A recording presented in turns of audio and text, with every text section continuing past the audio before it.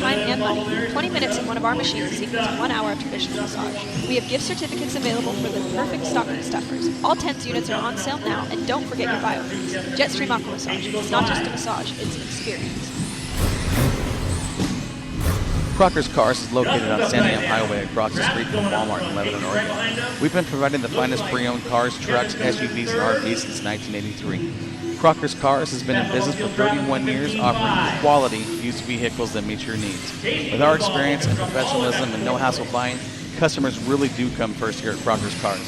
Crocker's Cars, where quality is the difference. Look us up on the web at crockerscars.com for a full line of inventory, or give us a call at 541-258-2175.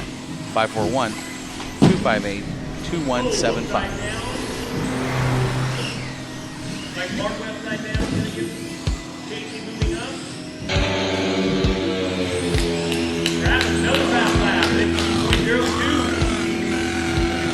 Race fans, are you ready for the biggest, baddest, fastest street stock tour this side of the Mississippi River? The Road to the Iron Giant is coming to a racetrack near you. 8 different tracks that will test the best talent in the West on both dirt and asphalt. Don't miss the kickoff to the 2017 series on April 29th at the Bobby Morley Memorial at Sunset Speedway. On May 20th, we prepare for the war at the southern border at Southern Oregon Speedway in White City. Hold on to your lug nuts, race fans. June 3rd, the Street Stocks take on the Sportsman Division of Badger Speedway. If that wasn't exciting enough, they're going to do it all again on June 10th in round number 2, the Street Stocks versus Sportsman at River City Speedway in St. Helens. June 24th, we head to Cottage Grove Speedway to honor the memory of racing legend Mark Howard at the 11th Annual Mark Howard Memorial Wallbanger Cup in a 52-lap, $1,026 to win feature event. July 29th, things get hot and heavy when the dirt cars invade the asphalt at Douglas County Speedway.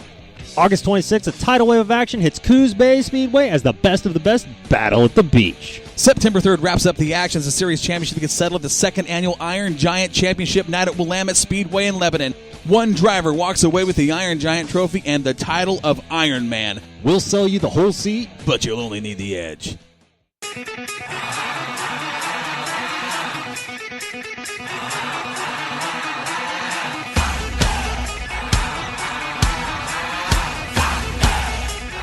Now, back to the Jetstream Aqua Massage Studio for more Northwest Dirt News live on Spreaker Radio.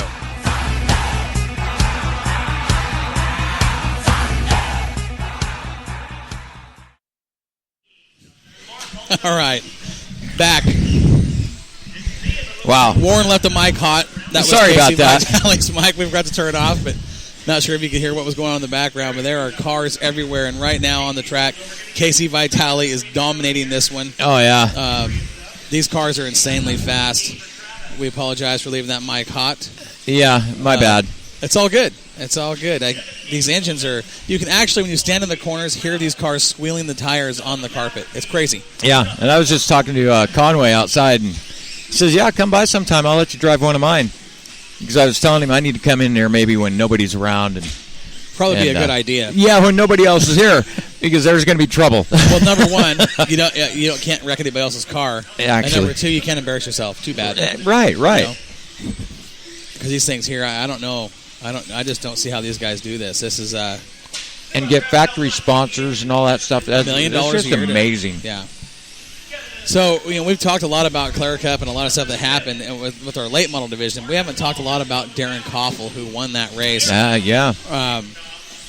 Darren pretty much dominated. Well, he drove a fantastic race. It took him a little bit to get to the front. Yeah. But when he got there... You could see he was fast from the get-go. I mean, you could. Yeah, that XR1 rocket is designed for exactly that type of track. Very slick, very smooth. Darren said that, when he unloaded that car, in Arizona, he said it was the best car he's ever had, and that was straight out of the gate. That was the first time out of the trailer. Yeah, right. Yeah. So now he gets the car dialed in a little bit. He got it on the track conditions that car is created for. We saw how good that XR1 rocket can be, and I think from here on out, it's only going to get better with Darren getting that knowledge of what it does on that type of track. And man, oh man, was Darren Koffel, number one, smooth. And that's what you had to be on that track to win that race, was smooth. It'd been a while since Darren won a race at Willamette. He pulled it off. It's his third win this year. I do believe he has 2 wins at Cottage Grove. Yep. And he does have 1 win at Willamette now, so it says a lot about how he feels about this car as far as what he's feeling in the XR1. I mean, he is fast, and there's a reason that dude has won 3 championships, and don't be surprised if he starts contending for championships in that car again if he can get those kind of track conditions on a regular basis. And I'm not going to be surprised to see that 46 car in Victory Lane. Not at all. More often. Yeah. You know, congrats to Darren. He's actually called in on the show a couple times this year, and we had him at the Northwest Race Car Show with beautiful race car. And he went down to Antioch with with part of that crew. Well, I know that in Victory Lane, talking with Darren after the interview, you know, a lot of people don't hear the stuff that goes on after the interview. Evelyn had presented him the trophy. And like many, you know, Darren, there were some tears in his eyes, and he said, "This is the one I really wanted to win. You know, this is the one everybody wanted to win. It is, but I know that for Darren especially, very special, having raced there through the Claire Arnold era, and having that trophy presented to him by Evelyn was a special moment. And actually, we were talking via text message this week, and Darren said probably the biggest win of his racing career was last Saturday. Nice. That's cool. So that tells you what that race means to a lot of these guys when, you know, the guys won 3 championships and, you know, close to 100 features at Willamette Speedway says that's incredible. Yeah. Not a high dollar race. You know, it wasn't the 5,000 to win. It wasn't the big 100-lapper. It was the Claire Cup. The Claire Cup. Right. And the Claire Cup. Right.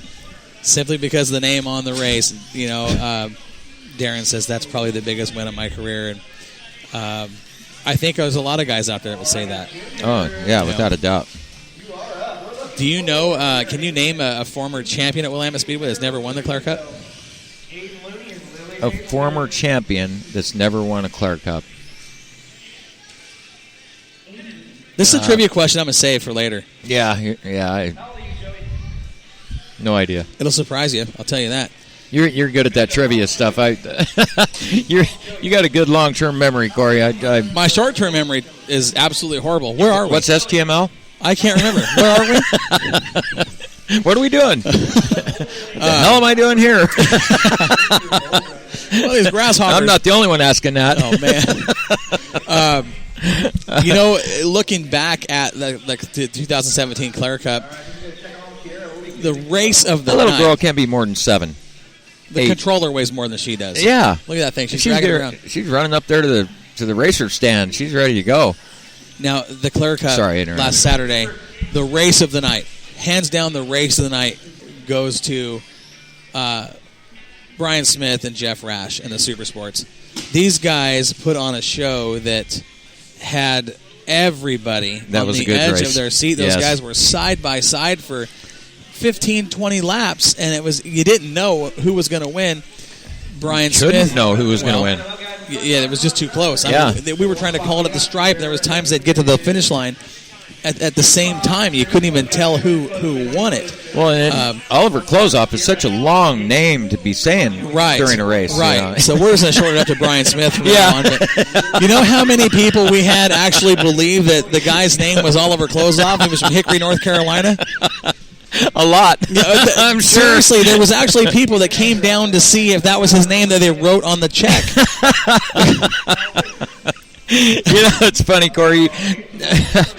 You know, a lot of people. I'm gonna share something that people don't know about you, but you throw things out there when you're announcing a race, that little subtle things that nobody would catch. And most people don't catch. Yeah. That it's beyond me how you even come up with that stuff. Well, here's the thing.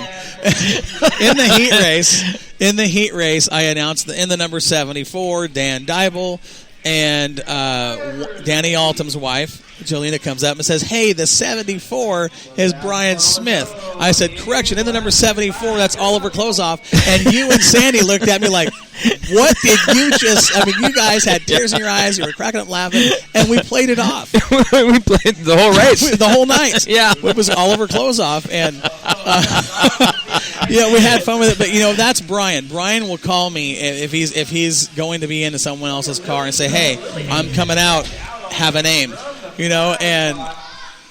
Saturday night, it was Oliver Closeoff. We had him. He's been Willie Make It. Yeah. We've had some crazy names for Brian, and it's always fun to talk with him. But we actually had people come out of the stands down onto the racetrack when he was getting his check to see if his name really was Oliver Closeoff. There was a lot of talk about it on social media as well. And that wasn't our intent. We were just having fun with Brian because that's what he wants us to do. And hey, we're all about having fun with the fans. And, no doubt. But that's the third time. This is bite my tongue, and I'll throw that stat out there for everybody listening. This is the third time that Brian has actually won the Clare Cup, and he's done it in 3 different classes. Really? Yes. That's an interesting fact. Pretty cool deal. I didn't know this. Gray actually knows something about Northwest Hobby. He says Casey has rental cars, too. So instead of buying one of his cars, you can come out and rent one and beat the heck out of it, and he's got to do the work. Oh, why didn't Casey tell us that? Yeah, Casey. Yeah, what the heck's wrong with you? Jeez, trying to bring some business over here to you. Yeah. Mike Shank, you better watch yourself. He's Papa Shank? Yeah, you got to watch him. He's hitting us up here on the Swears Trucking chat line. Is he talking crap? Oh, he's already trying to guess what the question's going to be. Well, no, what the answer to the question is about a former champion that has not won the Clare Cup. Who did he guess? He said Bob Boyd, which we can say yes because he hasn't really been racing much since this whole era started, the Clare Cup era. Mm-hmm. Yeah, I mean, okay, we'll give him that, but that's not the answer we were looking for, Shank. Right. Good job, Mike. But see, you gotta love that guy. He's quick to jump in. We've got some awesome listeners here. We've got, obviously Gray listens on a weekly basis. Tim Archer, Chris Frisbee, Mike Shank, because he's got nothing better to do besides listen to us babble about race cars. Right. We got to have Mike on the show sometime. Mike, here's your invite. Here's your challenge. Yeah, Mike, come on down. Come on down right now. Anytime. Well, I would love to have Mike on the show. I sabotaged him. Come on, Mike. I'll even back your trailer in for you. I sabotaged him in 2013 at the Budweiser Nationals. I had my own box that I was actually doing the show from and announcing that race over Spreaker. When he came up to watch the race, watch the heat or the dash, one of the two, and while he was up there, I got him on the air. And he did a good job. I got to give Mike props. He did a great job doing the interview and talking race cars and this and that in the Bud Nationals. He'd be a good one. When we got off the air and that interview ended, he looked at me, and I swear, if looks could kill, I would have died twice. He says, "You sucker." He goes, don't you ever do that to me. I just had to laugh. But, that's funny. Most people, if they don't want the mic in their face, they run. Right. And there's a lot of those. Yeah, they see me coming, they'll leave. So I'm going to guess with what we're seeing on the track right now, this is our kid class. It is. And these track workers are busy. They are. You guys running all over the place, putting it upright in these cars, getting them back on their wheels, and getting them going again. But, God, what fun. Family fun, man. I mean, this is cool. This could be a fun deal. Super Sport main event. We're bouncing back and forth here, but there's a lot going on here in this remote You're show. directing it, so. Whoa! He almost had a broken ankle. I'd be standing on the other side if I were him. Watching Brian and Jeff Rash last Saturday night. I want to have that. I want that blood test. That's a possible DUI. No doubt. Kid's only 6 years old, but drug test and alcohol test. Those two drivers with Rash and Smith shooting it out side by side was phenomenal. What a race! And those guys, a lot of people, if you don't know those guys, they're really, really good friends off the racetrack. Now, you can see that reflects on the racetrack with as hard as those guys race each other and the respect that was given. Totally. I mean, both held their line. I mean, there was times they were inches off each other, but there was that respect where, okay, if you got the line, I'll give it to you. And what a race. I mean, they raced each other really clean and really fair. And he was so close. That close. Like you said, door to door, man. It was crazy. Yeah, he was so close. And that makes it good for the fans too, and when the drivers respect each other like that and they can run that close That's what and it's all not take about. each other out. That makes it exciting Oh, because